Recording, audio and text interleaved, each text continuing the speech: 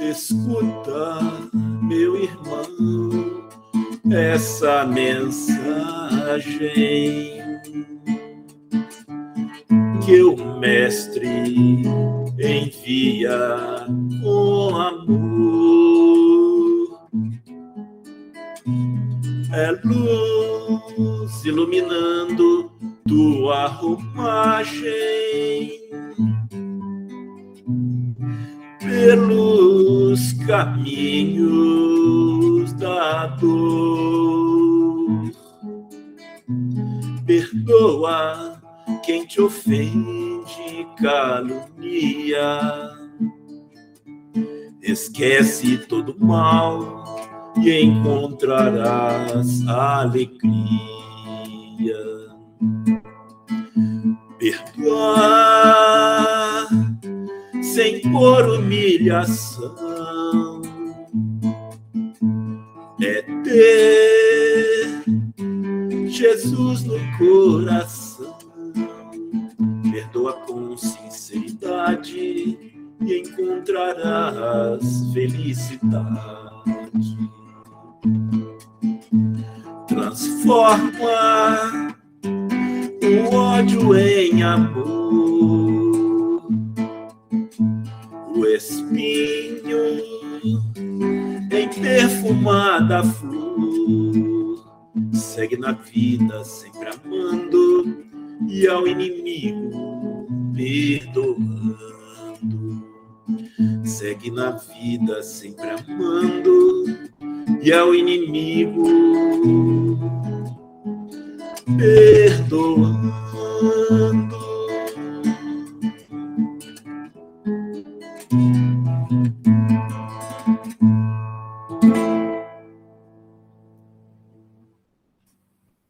Boa noite a todos. Devolvo a palavra ao Leandro para dar continuidade. Muito obrigado, Wagner, mais uma vez. Bom, meus amigos, boa noite, boa tarde ou bom dia, a depender do momento que vocês estão tendo acesso a esse conteúdo. Com muita felicidade, com muita paz no coração, e nós iniciamos mais uma reunião, mais uma palestra, em nome de Deus, em nome de Jesus, né, diante da filosofia da doutrina espírita. Para hoje, meus irmãos, nós traremos o nosso irmão Sr. Mendes para fazer a palestra para nós, com o tema a responsabilidade coletiva, tá bom? Quanto à dinâmica da reunião, todos nós já conhecemos, né? Lá no finalzinho, a gente vai dar oportunidade para aqueles que têm algo a acrescentar, alguma dúvida, para trazer o assunto à baila e a gente aproveitar, né, a presença do palestrante para a gente elucidar alguma coisa. Desde já a gente agradece a presença de cada um de vocês aqui e nesse instante vamos então acerenar os nossos corações, elevar os nossos pensamentos em agradecimento, né, por mais uma oportunidade. Querido Deus de amor e bondade, nós lhe agradecemos imensamente por este dia que se iniciou, pelas inúmeras oportunidades que tem nos oferecido, em principal, a oportunidade de estudo desta noite, reunidos em teu nome, e agradecemos por esta oportunidade. Agradecemos ao Cristo Jesus pelos teus exemplos, Irmã Maria, Mãe Santíssima de todos nós, e suas falanges socorristas, aos nossos mentores, aos espíritos de luz que hoje se deslocam a nos orientar, a colocar a nós a luz tão necessária ao entendimento. Agradecemos ao Fernando Miramês, nosso patrono, e conduzimos as nossas melhores intenções a todos os nossos irmãos que hoje estão mais necessitados que nós. Em especial aos irmãos que estão nas penitenciárias, aos irmãos que passam por situações de rua, nos hospitais, nas casas de recuperação. Que o teu amor, a tua paz, conduza a cada um de nós conforme nossos merecimentos e conduza as nossas melhores intenções, hoje, agora e sempre, e que assim seja. Seu Mendes, seja muito bem-vindo. Fique à vontade. Boa noite a todos, muita paz, que Jesus possa nos envolver para que possamos ter as intuições, que a espiritualidade amiga possa estar nos dando a sustentação necessária para um estudo que possa trazer bastante reflexões a todos nós. Então, o tema de hoje está lá em Mateus 11, de 20 a 24.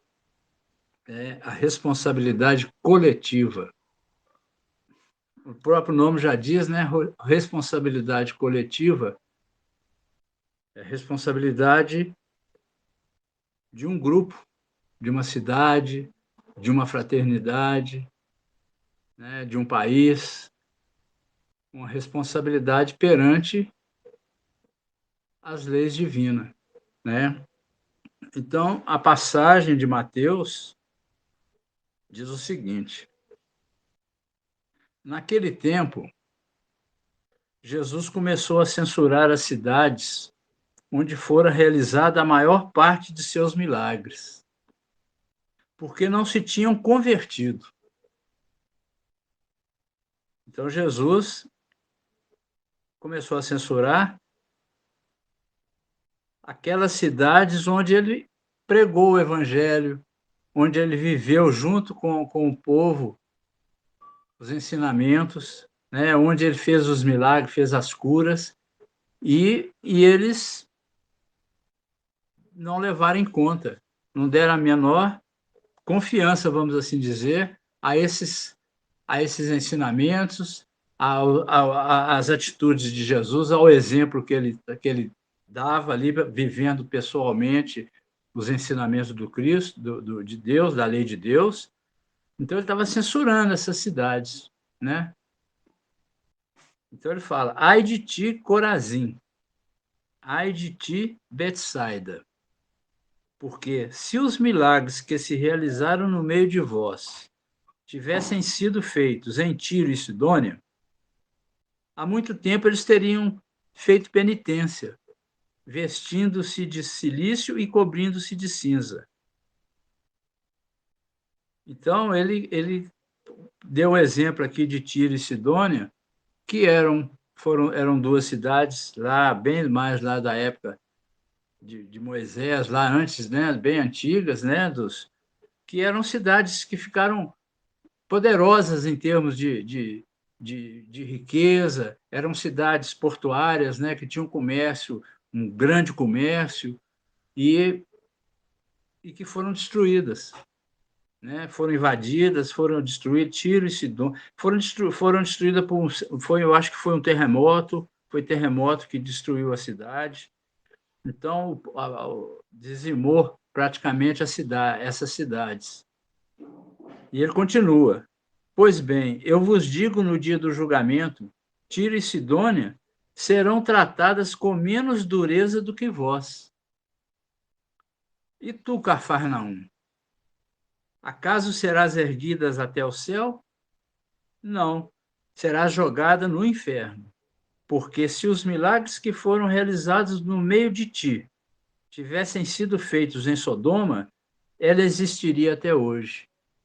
Então, Sodoma, né, que foi destruída por fogo, eu, porém, vos digo, no dia do juízo, Sodoma será tratada com menos dureza que vós. Então, a gente vê aí Jesus censurando aquelas cidades onde, né, Jerusalém, Cafarnaum, as cidades onde ele estava presente, onde ele passou, onde ele conviveu com o povo ali, dando exemplo dos ensinamentos de Deus, da lei divina, trazendo o seu evangelho, trazendo os seus ensinamentos, e a população deixando para trás, não levando em consideração, não se modificando, né? A gente vê que essas cidades que ele citou aqui, que foram destruídas, eram cidades onde o povo não tinha conhecimento. Ele ainda não tinha passado o evangelho para lá na época, ele não tinha encarnado ainda entre os homens. Moisés pregava os 10 mandamentos, mas aquele povo ali, ainda endurecido, ainda não compreendia direito. Então, era um pessoal que viviam voltados para as facilidades e os gozos materiais, as facilidades do dinheiro, né, das festas, viviam assim, sem pensar em momento algum no seu lado espiritual, como todos somos nós, espíritos imortais, nós temos que ter essa preocupação com o lado espiritual. A educação espiritual é muito importante para o nosso crescimento. Mas lá, naquela época, ninguém naquelas populações levava em conta esse lado espiritual. Viviam à custa dos bens e dos gozos materiais. Mas não tinha ainda o conhecimento do Evangelho. Jesus não tinha ainda levado até eles os ensinamentos que ele estava entregando na mão daquela população lá de Jerusalém, de Cafarnaum, e eles estavam fazendo a mesma coisa, deixando de seguir, deixando de se modificar em função da vida material, em função de serem orgulhosos, de serem egoístas, como até hoje a gente vê que acontece. Então ele fala, aquelas cidades, eles, no dia do juízo final, aqueles habitantes que desencarnaram lá, aqueles espíritos, eles serão tratados com menos rigor do que vós aqui hoje, que tem o conhecimento que eu estou trazendo, estou mostrando, né? Assim, nas minhas palavras, estou mostrando para vocês, estou exemplificando, e vocês não estão levando em consideração. Então, vocês vão ser tratados com um rigor maior, porque a quem mais dá, mais será cobrado. Ele já disse isso em outra ocasião, Jesus falou, a quem mais dá, quem mais recebe, mais será cobrado. Então, essas palavras revelam esse alerta de Jesus. Ele falando, não basta os milagres, não basta as aparições, né, os fenômenos. O importante é a conversão de cada um. Conversão, a reforma íntima de cada um no cumprimento da lei de Deus. A censura de Jesus em relação às cidades contempladas, naquelas cidades que ele falou, com inúmeros milagres que ele realizou, mesmo não se converteram, né? Revela quase que uma decepção para Jesus. Ele estava decepcionado com o povo, né? O fechamento espiritual, a obstinação das cidades galileias suscitam no Senhor um lamento amargurado e, ao mesmo tempo, indignado. Perdurar na atitude de cegueira, conduzi-las a uma sorte mais dramática, né? Aquele pessoal, aquele povo ali, se eles ficarem obstinados nessa cegueira, seriam conduzidos a uma sorte mais dramática do que aquela que está reservada para as cidades pagãs, aquelas que foram destruídas. A profecia de Jesus com relação às cidades do lago é para nós uma chamada de atenção. Então, isso aqui está dizendo lá né, a reflexão sobre a profecia. Não basta serem lugares nos quais o Senhor está presente com a sua palavra. Nos colocarmos à escuta de sua palavra nos permite desmascarar a nossa incredulidade e cegueira, que nos impedem de olhar para o Senhor com gratidão, confiança e esperança. As durezas da palavra de Jesus têm a finalidade de nos estimular a tomar consciência de que o caminho percorrido sem o Evangelho conduz à morte e não à vida. Jesus é a rocha sobre a qual a casa deve ser construída. E só firmes nele é que podemos reconhecer a inconsistência daquilo que parece ameaçar a nossa vida. Então, Jesus se revelou ali naquela profecia bastante chateado com a situação, né? Ele estava amargurado mesmo, indignado, porque ele ali dando exemplo, mostrando pregando a palavra do Evangelho, mostrando como é pessoalmente, e as pessoas não levando a sério, dando as costas para esses ensinamentos. Então ele fala claramente, né? Resumindo, ele fala claramente que aquelas cidades pagãs que foram destruídas, como Sodoma, Gomorra, né? E que ele fala aqui, Tiro, foram destruídas, aquele povo, aqueles espíritos, no dia do julgamento final, eles iam ter uma pena muito mais branda do que se desencarnasse a população ali presente com ele naquele momento e que chegasse lá para serem julgadas, teriam penalidades muito mais severas, em função do conhecimento que já tinha, do exemplo que já tem.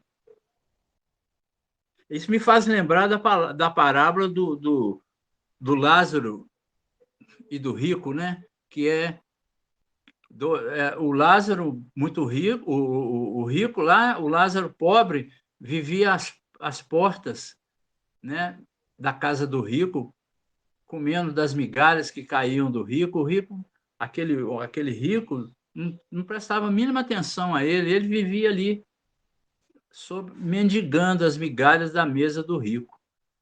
E aí, em determinado momento, os dois desencarnaram, né?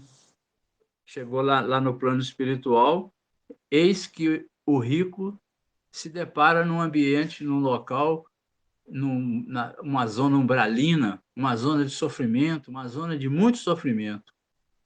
E ele tem um vislumbre de Lázaro sentado ao lado de Abraão, né? O Deus Abraão.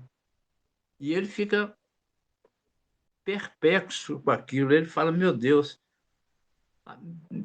Abraão, né? Deus, meu Deus, peça ao Lázaro que venha molhar a minha boca com água aqui, que eu estou num sofrimento danado.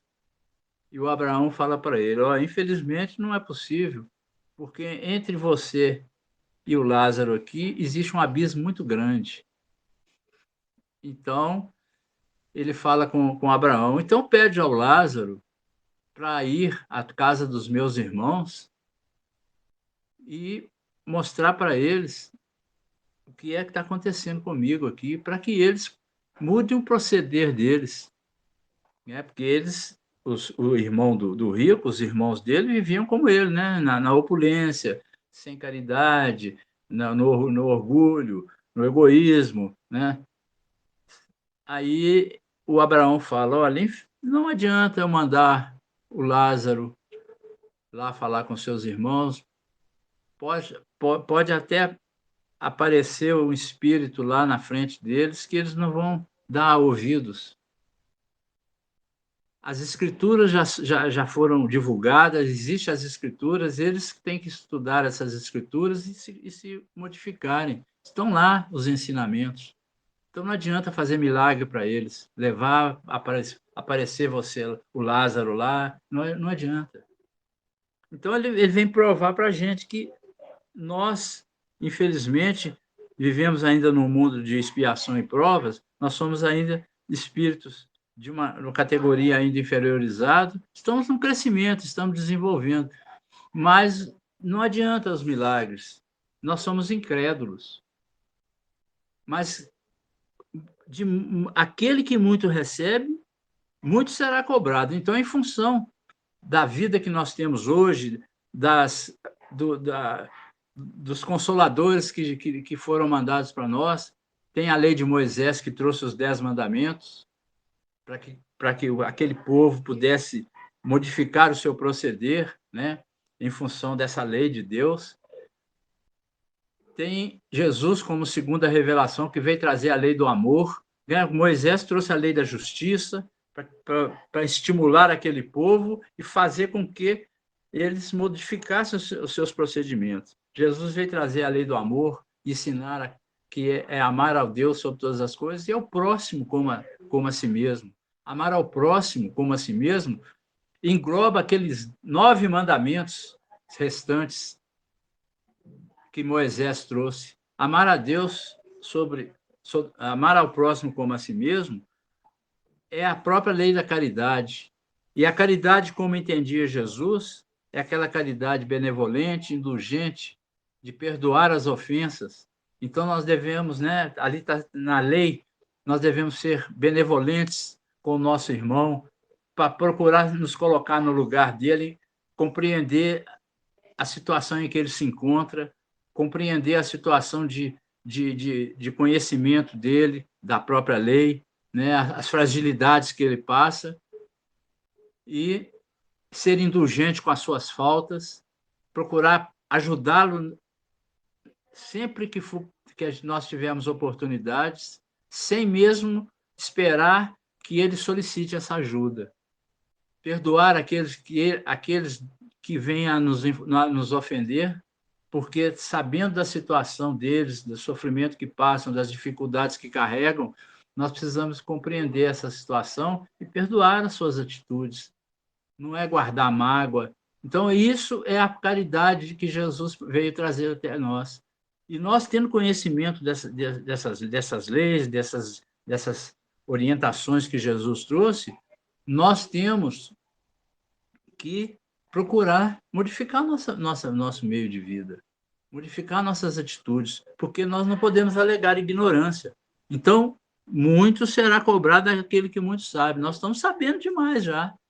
Nós temos aqui a cada esquina uma igreja, nós temos a cada esquina uma casa praticamente espírita, nós temos as igrejas evangélicas, as igrejas católicas, temos o budismo, temos vários segmentos cristãos em cada esquina praticamente, mostrando para nós o lembrete dessa lei divina. Então, nós não podemos alegar ignorância. Então, nós seremos, sim, muito mais cobrados no momento do julgamento. Quando nós formos ser julgados lá no juízo final, pela nossa própria consciência, nossa pena será muito mais rígida, porque não podemos alegar o desconhecimento da lei. Então, é uma questão de crescimento e de progresso mesmo da própria humanidade, porque essas leis elas estão sendo difundidas há mais de 2.000 anos para o mundo inteiro, em vários segmentos cristãos, mas é a mesma lei, é o mesmo Deus. Então, nós não podemos alegar o desconhecimento dessas leis. Então, é uma questão mesmo de progresso. Então, buscando esses ensinamentos a respeito desse progresso que nós temos que tem que acontecer, né? Que vai acontecer de qualquer jeito, porque o progresso vai acontecer, queiramos nós ou não. A gente pode buscar lá no Livro dos Espíritos,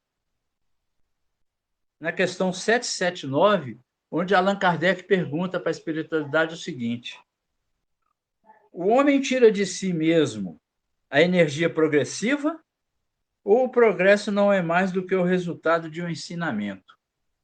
Então, interessante a pergunta. Esse progresso, essa energia progressiva, o homem tira de si próprio, ele já tem conhecimento implícito desse conhecimento, ou é o resultado de ensinamento, de estudo? Ele tem que participar de uma religião, de ir numa igreja, para que alguém ensine para ele essa energia progressiva, para que ele adquira isso. E aí a resposta: o homem se desenvolve por si mesmo, naturalmente, mas nem todos progridem ao mesmo tempo e da mesma maneira. É então que os mais adiantados ajudam os outros. Olha bem, os mais adiantados ajudam os outros pelo contato, pela vivência, né? Por isso é importante a reencarnação, tão importante, que nos traz a um mundo material e nos coloca no convívio de outros espíritos encarnados que têm mais facilidades do que nós no entendimento e também menos facilidade do que nós. Então, é uma via de mão dupla. Nós ajudamos aqueles que têm menos conhecimento, que têm mais dificuldade, e seremos automaticamente também ajudados por aqueles que têm mais facilidades do que nós e que têm mais conhecimento do que nós. Então, nós estendemos a mão para buscar alguém e alguém nos puxa também a nossa outra mão para que a gente faça essa corrente de crescimento, de progresso. E aí o Allan Kardec ainda pergunta: o progresso moral ele segue lado a lado junto do progresso intelectual? Então, nós temos dois tipos de progresso aí. Aquele crescimento intelectual, né, das facilidades materiais, e o crescimento do progresso intelectual, do progresso moral. Aquele progresso moral é o segmento da lei divina. Então, quando nós cumprimos a lei de Deus, nós estamos progredindo moralmente. E aí vem a resposta. É sua consequência, mas não o segue sempre imediatamente. Ou seja, o progresso moral ele acontece de uma forma mais lenta na nossa vida. Por quê? Nós nos preocupamos, infelizmente, mais com o progresso intelectual e com o crescimento da vida material. Mas esse progresso intelectual nos dá mecanismos de conhecimento, de desenvolvimento da inteligência, desenvolvimento da razão, de nós aprimorarmos o nosso progresso moral. Então, à medida que nós evoluímos intelectualmente, nós compreendemos mais a lei. E compreendendo mais a lei, nós temos com que puxá-la para o nosso procedimento. Nós vamos nos modificando em função desse conhecimento. Então, o progresso moral, o progresso intelectual, ele é importante, ele segue à frente, puxando o progresso moral. Então, os dois andam, mas um pouco à frente do outro. E ainda ele continua perguntando: então, como o progresso intelectual pode conduzir ao moral? É como eu disse aqui, dando a compreensão do bem e do mal, então o homem pode escolher. Ele tem o livre-arbítrio de escolher entre o bem e o mal, porque essa intelectualidade dele vai fazer com que ele perceba a diferença entre um e outro, com mais facilidade. O desenvolvimento do livre-arbítrio segue-se ao desenvolvimento da inteligência e aumenta a responsabilidade pelos seus atos. E aí o Allan Kardec ainda pergunta mais. Então, como se explica que os povos mais esclarecidos sejam frequentemente os mais pervertidos? Uma pergunta muito interessante, né? Que, então, aqueles povos, os países de primeiro mundo, aqueles povos que têm mais conhecimento intelectual, uma ciência mais desenvolvida, frequentemente são mais pervertidos? Essa é a pergunta do Allan Kardec. E o que a espiritualidade vem dizer para nós?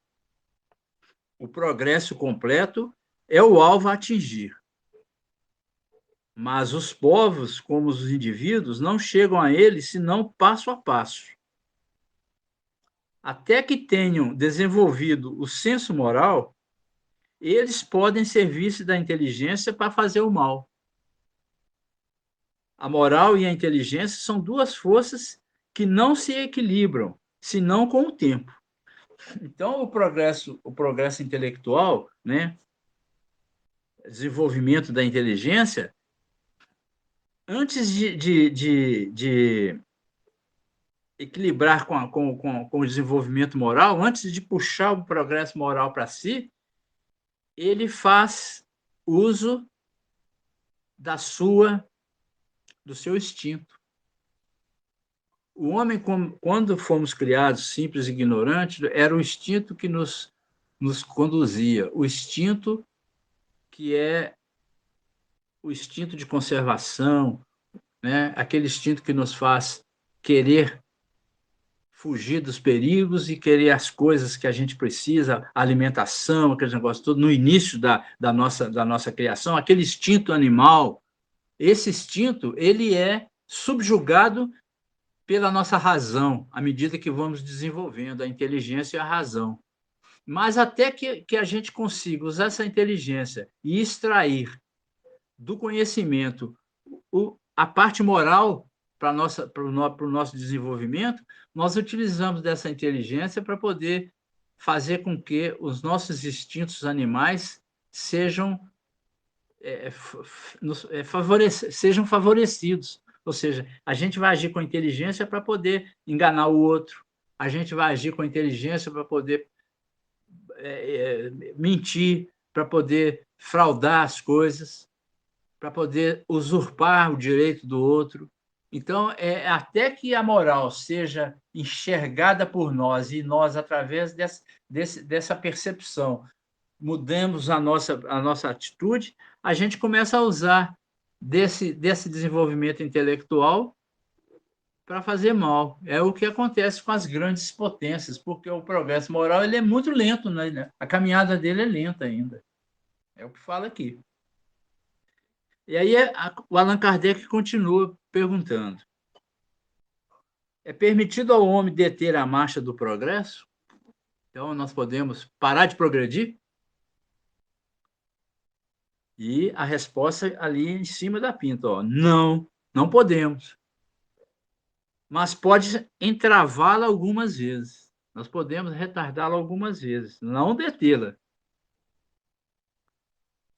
E aí continua. E não há homens que entravam o progresso de boa fé, acreditando favorecê-lo, porque o veem segundo o seu ponto de vista e frequentemente onde ele não existe.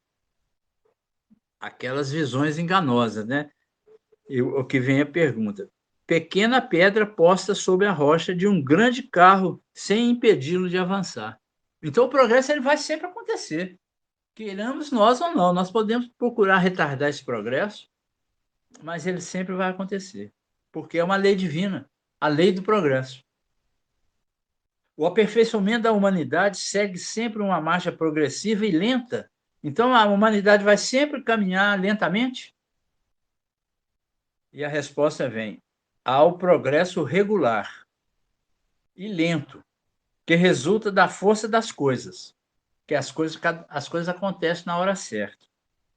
Mas quando um povo não avança bastante rápido, Deus lhe provoca de tempos em tempos um abalo físico ou um abalo moral para transformar, para provocar uma transformação. Então nós temos aí outra lei de Deus, outra lei divina importante, que é a lei de destruição. Então acontece de tempos em tempos, de acordo com a necessidade. A gente tem visto ao longo dos acontecimentos passados aí muitos cataclismas aí. A gente tem os tsunamis que acontecem aí, que levam muitos espíritos ao desencarne. A gente tem aí os terremotos, as próprias cidades lá da época lá de Sodoma e Gomorra foram destruídas por esses processos enviados por Deus, pela lei de destruição. Segundo uns, Sodoma e Gomorra foram destruídos por meteoros. Muitos meteoros caíram sobre a cidade e destruíram a cidade. Não é Deus destruindo lá com a varinha de condão dele lá, jogando fogo lá. Não.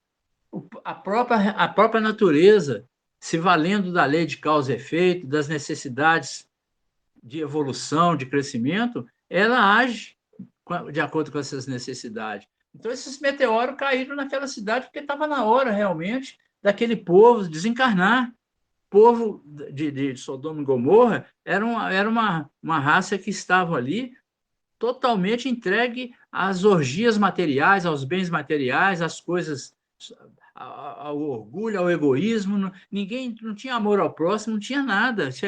Chegou o momento deles desencarnarem e servirem até de exemplo para que a lei de Deus pudesse continuar sendo pregada pelos profetas, porque ainda o povo era bárbaro naquela época. Então, o aperfeiçoamento da humanidade ele é progressivo, ele vai lentamente, mas se determinado povo ou determinada região começa a ser obstinado no erro, ser obstinado em não seguir essa lei, pode acontecer que a própria natureza dê um sinal, ou modifique, provoque um cataclismo, provoque uma tragédia, vamos assim dizer, aos nossos olhos materiais, para mudar as coisas.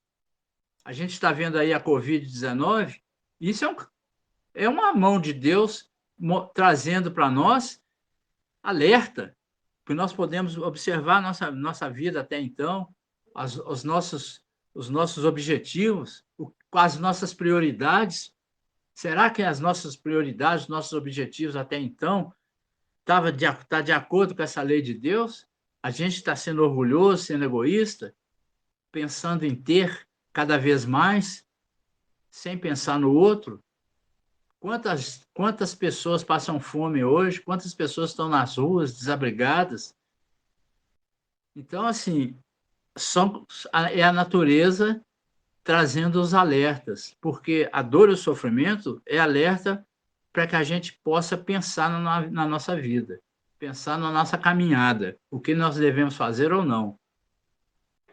Então, nós não podemos alegar que não sabemos, porque mais de 2000 anos, todos esses ensinamentos estão aí à nossa mão, disponível para todos nós, de porta em porta, de esquina em esquina, praticamente. E o Kardec, então, vem fazendo um comentário a respeito desse progresso muito interessante. Ele fala o seguinte: sendo o progresso uma condição da natureza humana, ninguém tem o poder de se opor a ele. É uma força viva que as más leis podem retardar, mas não asfixiar. Então, o povo, os governantes, aqueles que têm o poder, eles podem criar condições, criar leis, criar obstáculos e podem retardar esse progresso, mas não podem acabar com ele, não podem impedir que ele aconteça. Quando essas leis se tornam de todo incompatíveis com o progresso as derruba, com todos os que a querem manter. E assim será até que o homem harmonize as suas leis com a justiça divina. E que deseje o bem para todos, e não as leis feitas para o forte em prejuízo dos fracos. Então, interessante observação do Kardec, que vem falar que esse progresso ele vai acontecer sempre, né? Ele repetiu mais uma vez, vai acontecer sempre. E o homem pode criar obstáculos a esse progresso. Mas quando esses obstáculos chegam a um ponto já absurdo mesmo, de começar a travar o andamento desse crescimento, a natureza acaba com essa dificuldade. Leva para o plano espiritual as pessoas que estão envolvidas nesses processos, as pessoas que estão retardando, todos desencarnam, as leis são revogadas, outros espíritos assumem as posições de comando e vão modificando, e o progresso retoma a sua caminhada. Então, não adianta o homem querer impedir que as coisas aconteçam, por mais que ele seja poderoso no lado material, na vida material. Então, se a gente for lá no Livro dos Espíritos, ainda mais uma vez, nós vamos, na questão 619, o Allan Kardec tinha perguntado para a espiritualidade o seguinte: então Deus deu a todos os homens os meios de conhecer essa lei divina? Deus deu a ele essa condição de conhecê-la? E o Allan Kardec vem dizer o seguinte, a espiritualidade vem responder o seguinte: todos podem conhecê-la, todos, mas nem todos ainda a compreendem. Os que a compreendem melhor são os homens de bem e aqueles que querem procurá-la. Entretanto, todos a compreenderão um dia, porque é preciso que o progresso se cumpra. E aí ele perguntou mais uma vez: e onde que essa lei está escrita? e a resposta da espiritualidade? Na consciência. Na consciência de cada um de nós está impressa essa lei. O Allan Kardec ainda pergunta: posto então que o homem carrega na sua consciência a lei de Deus, que necessidade haveria de a revelar? Ele a esquecera e menosprezara. Deus quis que ela lhe fosse lembrada. Então, o homem de bem é o que mais tem acesso a essa lei divina, porque ele procura essa lei. Ele faz com que essa lei acorde da sua consciência. Essa lei está adormecida na consciência de cada um de nós. Então, ele quer que essa lei vai se acordando, ela vai aos poucos se manifestando e vai se modificando em função disso. Então, essa lei divina, ela não tem como nós mais termos desculpa de desconhecimento. Então, como a gente vai esquecendo, igual Sodoma e Gomorra, igual Jesus lá na passagem de Mateus, lá, recriminou as cidades que iam sofrer no julgamento final uma pena muito mais severa, exatamente por causa disso. Porque o homem esquece a lei e muitas vezes menospreza essa lei, vira as costas para ela. E aí a pena vai ser maior, porque ele conhece a lei, mas virou as costas para ela. Não quis seguir de forma alguma, não quis dar atenção a esses ensinamentos. Não foi por desconhecimento mais. O homem não pode falar que desconhece essa lei. E aí nós vamos lá no Evangelho no Evangelho segundo o Espiritismo, o Espiritismo vem nos dizer o seguinte, né? Partindo dessa parábola de Jesus, né? Dessa passagem do Evangelho de Mateus, onde Jesus ressalta, né? O nosso livre-arbítrio, né? Ressalta a lei de causa e efeito, por isso, essa lei de causa e efeito é que vai fazer com que nós que temos o conhecimento seremos mais cobrados em função dessa lei. O homem traz em si, na sua essência, nós, na essência espiritual, o livre-arbítrio. Nós temos o livre-arbítrio, que lhe faculta escolher entre as duas ou mais opções que achar melhor para si, o bem ou o mal. Ele fica preso às consequências agradáveis e desagradáveis da sua escolha. Então, se dentro do meu livre-arbítrio eu escolho seguir as leis, escolho o bem, o lado bom, eu vou ter consequências agradáveis no meu futuro. O meu futuro é um futuro agradável. Mas se eu ajo ao contrário, eu vou ter sofrimento, porque é a consequência da lei. Quanto mais inteligente, quanto mais conhecimento, quanto mais talento, quanto maior o entendimento, mais deve produzir coisas boas. Então, quanto mais eu conheço, mais eu tenho talento, eu recebo de Deus esses talentos, então eu reencarno num corpo perfeito, reencarno com possibilidades de desenvolvimento, com pais amorosos que me ensinam, com acesso a escolas, com acesso ao aprendizado. Então, tudo isso, assim, Deus me faculta para que eu possa fazer o bem, para que eu possa utilizar da minha inteligência e fazer coisas boas para a humanidade, para todos. Essa é a lei. Quando é o contrário, quando eu estou beneficiando a mim próprio, causando males para os outros, quando eu estou beneficiando a um grupo específico de espíritos ou de pessoas ligadas a mim, por questões de afetividade ou por questões de família, e desprezando os outros, eu estou incorrendo no erro, porque eu tenho que dar de graça para todos. Eu não recebi só para cuidar de um grupo, eu recebi para desenvolver para o bem de todos. Aquele, pois, mais novo ou não, com a sua capacidade intelectiva menos desenvolvida, cometendo falta, sofrerá apenas as consequências naturais dos seus atos, na correspondência do seu entendimento.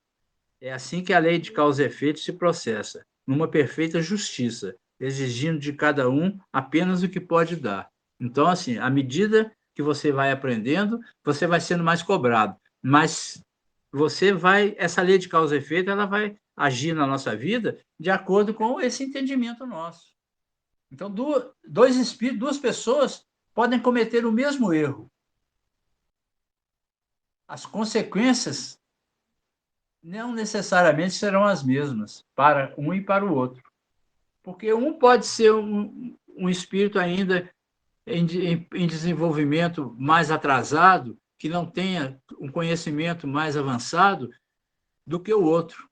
Então, a consequência desse erro que ele cometeu vai ser proporcional a esse conhecimento dele. O outro, que já tem mais entendimento, que possivelmente utilizou da sua inteligência para poder cometer muitas vezes esse erro, ele será mais punido, ele será mais severamente julgado. E quando eu digo julgado, é julgado pela própria consciência. Né? A gente é julgado pela nossa própria consciência.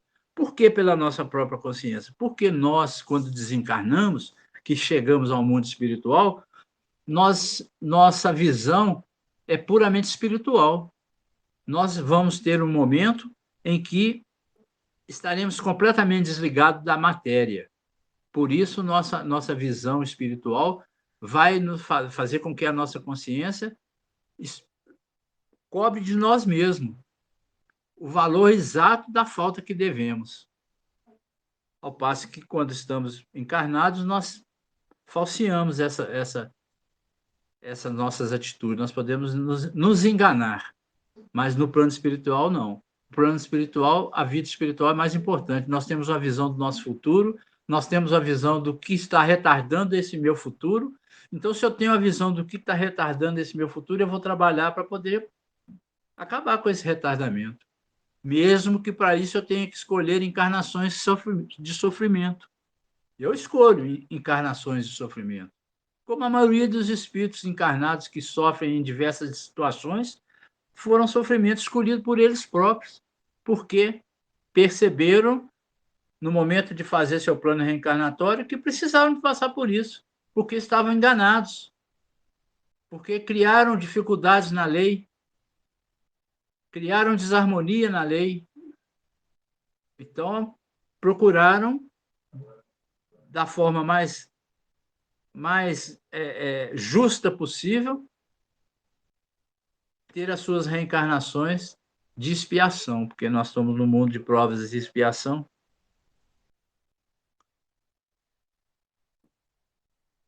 Os espíritos, comunicando-se por toda parte, citando os ensinos de Jesus sob diversas formas, tornando-os mais claros e inteligentes, demonstrando que eles são consequências de leis naturais, facilitam o entendimento de maneira que todos, letrados ou não, crentes ou descrentes, cristãos ou não cristãos, podem recebê-los. Então, nós vemos aí a lei divina sendo mostrada para todos através de várias formas. E os espíritos vêm trazendo essa lei. O exemplo maior disso é o espiritismo, que os espíritos trouxeram para Allan Kardec todos esses ensinamentos que foram codificados aí nos 5 livros da codificação. No Evangelho, no Livro dos Espíritos, no livro Céu e Inferno, na Gênese, no Livro dos Médiuns. Então, tudo isso foi trazido pelos espíritos e eles continuam trazendo. Não necessariamente dentro de uma casa espírita acontecem os ensinamentos dos espíritos. A mediunidade, ela está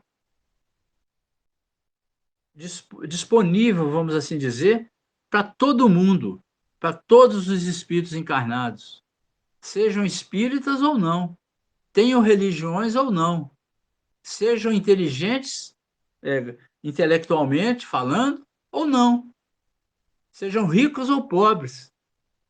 qualquer que seja a sua raça, os espíritos trazem eles têm essa mediunidade e recebem dos espíritos os ensinamentos. Nós podemos ver aí o caso dos índios, os pajés. Os pajés são médiuns e eles recebem ensinamentos através da mediunidade com que eles processam a profissão de pajés dele lá nas tribos, curando as pessoas, trazendo ensinamentos para que a tribo caminhe de forma correta. Isso é ensinamento trazido através da mediunidade que os pajés recebem dos espíritos, sejam em sonho, sejam em visões, de várias formas. Então, a mediunidade ela está disponível em todos os lugares para qualquer pessoa. Então, esses ensinamentos do Evangelho que Jesus trouxe estão disponíveis hoje para todo mundo. Tem as igrejas trazendo entendimentos, muitas vezes diferenciados em alguns aspectos, umas das outras, mas o foco principal, que é Deus, que é a lei, que é o bom comportamento, é o mesmo. É o mesmo. O Evangelho que Jesus trouxe, ele foi adotado por toda a comunidade cristã, independente de qual seja o tipo de seita, o tipo de igreja, seja no catolicismo, seja lá no Evangelho, seja na doutrina espírita. Todos aqueles que estudam o Evangelho de Jesus têm o mesmo foco, o amor ao próximo, a mudança dos propósitos, né? Caminhar de acordo com essa lei de Deus, preocupação com a parte espiritual. Todos pregam a mesma coisa. Então, ninguém pode mais falar que desconhece essa lei. Ninguém pode mais falar que não tem conhecimento e por isso cometeu determinado desajuste na lei, criou determinada desarmonia. Então, o julgamento hoje é muito mais rígido do que o que aconteceu ontem, na época lá de Moisés, mesmo na época que Jesus estava presente, do que hoje nós temos conhecimento muito maior ainda do que aquele que Jesus pregava lá na época, 2000 anos atrás, porque os Espíritos trouxeram para nós muitos esclarecimentos que Jesus deixou nas entrelinhas. Jesus falou muitas coisas por parábola, porque o povo ainda não tinha preparo para entendimento. Jesus não podia falar claramente da reencarnação. Jesus não podia falar claramente do mundo espiritual. Ele colocava essas posições de forma velada, falando por parábolas, para que o povo tivesse uma noção do caminho a seguir, mas sem esse entendimento completo. Mas a doutrina de Kardec, a doutrina dos espíritos, que Allan Kardec codificou para nós, né, a doutrina dos espíritos, veio trazer os esclarecimentos que estavam velados nas entrelinhas. Então, nós temos claramente o conhecimento dessa lei. Nós temos claramente o conhecimento desse caminho a seguir. Não podemos alegar desconhecimento, não. Né? O Espiritismo, que é o consolador que Jesus prometeu, veio recordar tudo o que Jesus tinha dito naquela época, e ensinar outras coisas que estavam veladas ao entendimento da época. Coloca à disposição de todos a necessidade e a possibilidade da sua prática, e que ninguém pode fugir. Assim, aqueles que admiram esses ensinos, né, do Espiritismo, os ensinos que o Espiritismo vem trazer para nós, mas não se esforçam por colocá-los em prática, continuando fúteis, orgulhosos, egoístas, apegados aos bens e aos valores materiais, provocando males ou não, omitindo-se no bem, são tanto mais culpados quanto mais facilidades têm para conhecer a verdade.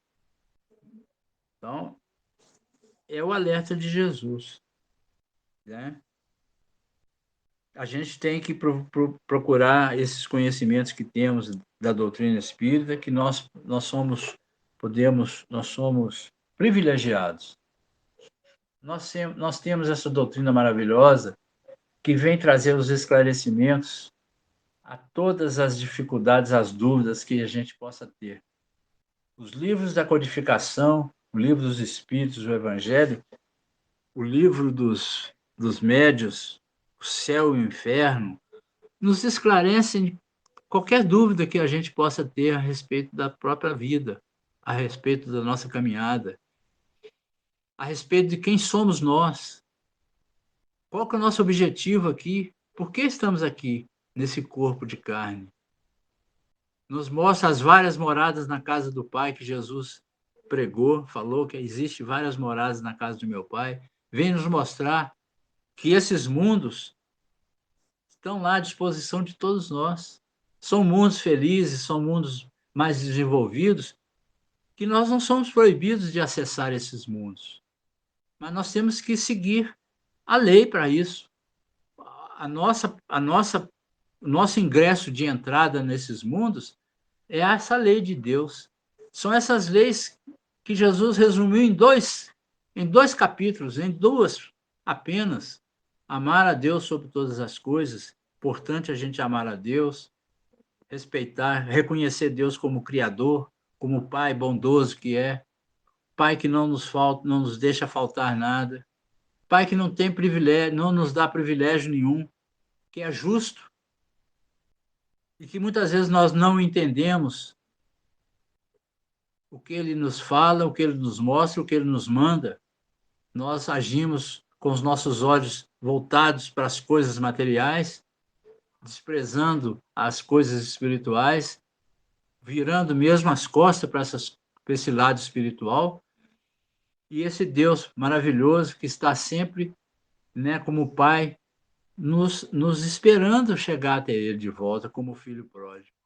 Então, amar a Deus sobre todas as coisas.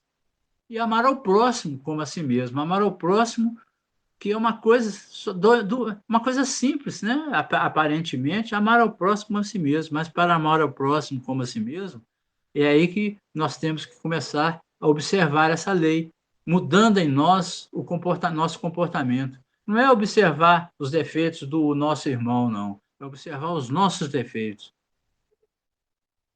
É perceber nessa lei onde é que estamos falhando. O que é que está dizendo na lei e que eu não estou fazendo. O que é que a lei diz? Qual o caminho que ela mostra que eu devo seguir e por qual caminho que eu estou seguindo? Que atalhos eu estou tentando pegar? Então, eu tenho que me preocupar com esse lado espiritual, mudando os meus propósitos,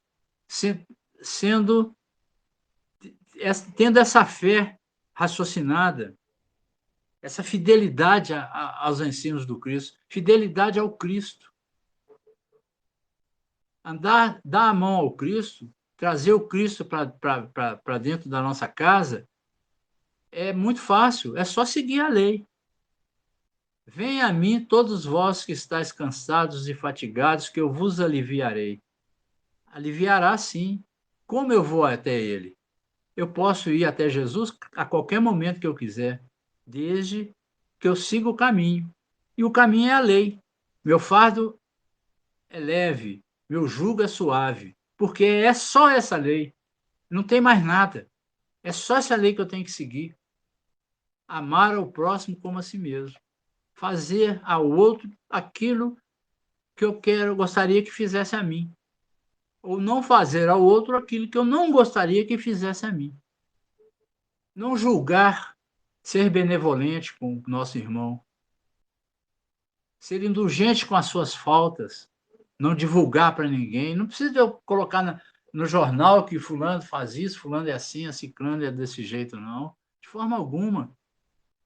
Mas eu tenho que preocupar com como eu sou. o meu dia a dia, eu fiz alguma coisa em prol do meu irmão, porque não adianta eu deixar de fazer o mal se eu não fizer o bem. Eu tenho que fazer o bem também, além de não fazer o mal. Porque o fato de eu não fazer o bem, eu, de uma certa forma, estou quase que estacionado, não estou caminhando. Então, é importante que nós reflitamos sobre isso, que como Jesus, naquela época, disse sobre as cidades, aquelas cidades por onde ele passou, aquela cidade por onde ele realizou os milagres, curou as pessoas, vão ser no julgamento final mais cobradas do que aquelas outras que já foram destruídas, exatamente porque aquelas outras ainda não tinham recebido esses ensinamentos. Mas essas atuais, de lá para cá, todas receberam. Então não podemos alegar essa falta de conhecimento. Vamos pensar nisso. E que Jesus possa nos abençoar e nos dar força para que a gente possa sempre, quando formos deitar, na hora do nosso sono, antes de dormir, nós pensarmos nas nossas atitudes do dia. Se realmente foram boas ou se foram más, se foram nem boas nem más, o que a gente pode melhorar sempre no outro dia. Porque não precisa de ser, a gente não precisa nos transformar de um dia para o outro, não. Mas o bom, né, é que nós temos que, a cada dia, nos esforçar. Esse esforço é importante. Nos esforçar para melhorar. O verdadeiro espírito é aquele que se esforça para vencer as nossas más tendências. Aquele que se esforça, não é aquele que vence de cara, que muda de um dia para o outro, mas é que no dia a dia vai se esforçando aos poucos para vencer essas má tendências.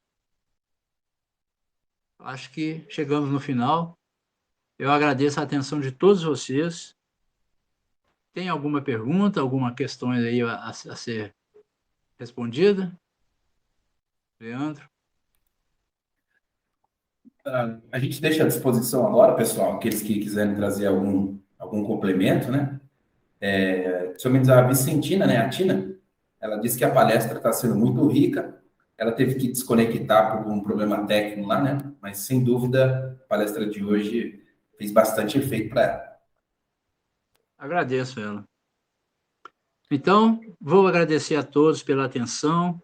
Me desculpem pelos erros aí de ortografia, de falar, de ler. A gente fica meio emocionado quando vai falar do Evangelho, quando vai falar de Jesus, e a gente começa, às vezes, a tropeçar nas próprias palavras. Mas eu agradeço a atenção de todos vocês e espero que essas reflexões possam ser úteis a todos nós. Muito obrigado e boa noite. Imagina, seu ministro. Muito bem. Nós que agradecemos o empenho, que essa palestra, sem dúvida, foi de grande valia. Eu até complemento que, se o conhecimento ele é capaz de abrir todas as portas, e nós já temos essa chave, né, que é o conhecimento, então que a gente faça valer muito mais ainda a partir dos ensinamentos de hoje, que as nossas atitudes, as nossas ações, elas têm grande importância, principalmente dentro de nossa casa, né? A gente já sabe que a nossa programação está relativa muito aos nossos entes, principalmente a nós, mas muito ao pai, mãe. Então, aqueles conflitos que acontecem, que a gente faça valer o estudo de hoje, né? A gente sabe que para nós, enquanto encarnados, é problema, enquanto espíritos é uma dádiva. Então, que a gente aproveite cada um desses momentos que a gente vive entre esses nossos seres, né? Os entes queridos, fazendo valer a palestra de hoje. O conhecimento é a chave que abre todas as portas. Que a gente faça bom proveito, não é isso? Muito bem, pessoal. Tem aqui 2 recadinhos, bem rapidinho, tá? O primeiro dele fala da cesta básica, né, que a gente tem que atender. O setor de assistência tem nos orientado a divulgar a necessidade de arrecadarmos os recursos para a construção das cestas básicas. Em primeiro lugar, a gente sabe que a casa assiste a mais de 30 famílias, né, cadastradas, e todos os meses com as cestas básicas, e com o advento de tudo isso que vem acontecendo, da pandemia, nós absorvemos também famílias que são atendidas de forma emergencial. Para que a gente consiga fazer o atendimento e manter a distribuição dessas cestas, a gente disponibilizou um canal de compartilhamento, né? A gente colocou no grupo hoje aí, aquela tag que está verdinha lá, a gente pode compartilhar, as pessoas que estão frequentando o grupo podem compartilhar aquele canal para que a gente arrecade os recursos necessários para compor. Tanto na questão dos alimentos propriamente ditos, né, depositados lá na fraternidade, quanto o depósito mesmo em dinheiro para a gente fazer a compra, a aquisição desses materiais que são tão importantes para essas pessoas que esperam, né, o nosso amparo, a nossa fraternidade. O outro recado, pessoal, diz sobre a nossa biblioteca, que está funcionando já, a gente tem divulgado há algum tempo, que tem uma campanha muito, muito especial, muito inteligente de livros usados. Foram criados novos kits, né? Esses kits com preços promocionais populares de 12 até 18 reais. Cada kit desse compõe de 3 a 4 livros, que sem dúvida são muito importantes para a nossa edificação. Também tem os livros novos que estão dispostos lá. Para isso, a gente já divulgou no nosso grupinho aí também o videozinho, né? Tão intuitivo, e também as listas, né, em PDF de todas as obras que estão disponíveis lá. Então, fica a dica para vocês buscarem esse conhecimento mais uma vez. A biblioteca está à disposição para isso. Ainda no grupo foi disponibilizado também o link para a gente acessar a nossa página na internet, né, da Fraternidade. Está lá o link, todas as informações também acontecem lá na nossa página. A gente vai ficar satisfeito se cada um de vocês também fizer o compartilhamento dessas informações. Já chegamos aqui, então, ao final da nossa reunião. Final não, né? É uma pausa. A gente sabe que os ensinamentos, os estudos, eles nunca param. E, para esse momento, a gente, mais uma vez, acelera os nossos corações, coloca as nossas vibrações em dia e agradecemos por mais uma oportunidade de estudo que nos foi concedida. Agradecemos ao Cristo, Jesus, o nosso exemplo, Irmã Maria, aos nossos mentores, aos espíritos de luz que hoje estiveram conosco, nos auxiliando, nos intuindo durante esta reunião. Agradecemos aqui e rogamos a Deus que conduza as melhores vibrações aos familiares que aqui estão representados por todos nós. Que conduza também a nossa fraternidade, a todos os irmãos necessitados de amparo em todos os cantos do nosso planeta. Rogamos que a paz, o amor e a luz do Cristo permaneçam em nossos corações, hoje e agora e por todo sempre. Que assim seja. Pessoal, muito obrigado, tá? Deixa eu mandar um abraço para vocês aqui, para o seu Mendes, para o Wagner, para a Bira, para a Fabiane, para a Eliane, a Larissa, o Neyton, o Reis, a Nelly. Muito obrigado pela presença de vocês e a gente se encontra numa próxima. Fiquem com Deus, pessoal. Tchau, tchau. Tchau, boa noite.